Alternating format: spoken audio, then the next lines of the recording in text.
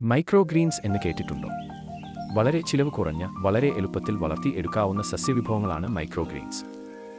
ഒരു സസ്യം വിത്ത് മുളച്ച് ഇലകൾ വിരിഞ്ഞ് പ്രകാശസംശ്ലേഷണം ആരംഭിക്കുന്നതുവരെ ആ ചെടിക്ക് ആവശ്യമായ ഭക്ഷണം അതിൻ്റെ വിത്തിനുള്ളിൽ അടങ്ങിയിട്ടുണ്ട് എന്നതാണ് ഈ ഉത്പാദന രീതിയുടെ അടിസ്ഥാനം. വിത്തുകൾ മുളയ്ക്കുന്നതിന് അനുയോജ്യമായ അന്തരീക്ഷം ഒരുക്കിക്കൊടുത്ത് വിത്തുകൾ മുളപ്പിക്കുന്നു. വിത്തുകൾ മുളച്ചു വരുമ്പോൾ അവയിൽ ആദ്യം കാണപ്പെടുന്ന ഇലകൾ സീഡ് ലീവ്സ് അഥവാ കോട്ട്ലിഡൻ ലീവ്സ് എന്ന് അറിയപ്പെടുന്നു.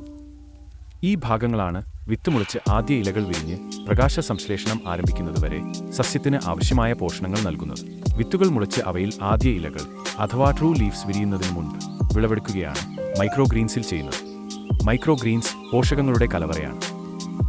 വിത്ത് മുളച്ച ഉടനെ വിളവെടുക്കുന്നതിനാൽ ഒട്ടേറെ വിറ്റാമിനുകളാലും ധാതു ലവണങ്ങളാലും ആന്റി ഓക്സിഡന്റുകളാലും സമൃദ്ധമാണിവ.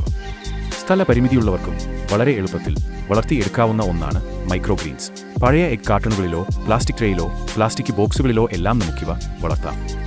ഈ ട്രേകൾ നമ്മൾ ആമസോണിൽ നിന്നും വാങ്ങിയതാണ്. ഇത് 2 ട്രേകൾ അടങ്ങുന്ന ഒരു സെറ്റാണ്. മുകളിൽ ഉള്ള ട്രേ ദ്വാരങ്ങളോട് കൂടിയതും താഴെയുള്ളത് ദ്വാരങ്ങളില്ലാത്തതും. മുകളിലുള്ള ട്രേയിലാണ് വളർച്ചാ മാധ്യമം നിറച്ച് വിത്ത് പാകുന്നത്. ഇവിടെ നമ്മൾ ചകിരിച്ചോറാണ് മാധ്യമമായി ഉപയോഗിക്കുന്നത്.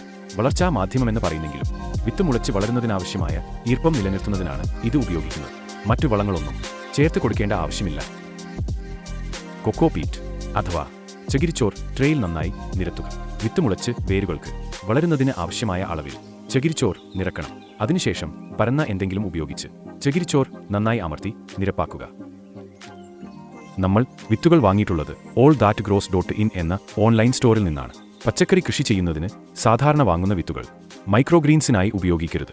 കാരണം അവ ഫംഗിസൈഡ് ഉപയോഗിച്ച് ട്രീറ്റ് ചെയ്തിട്ടുള്ളവ ആയിരിക്കും.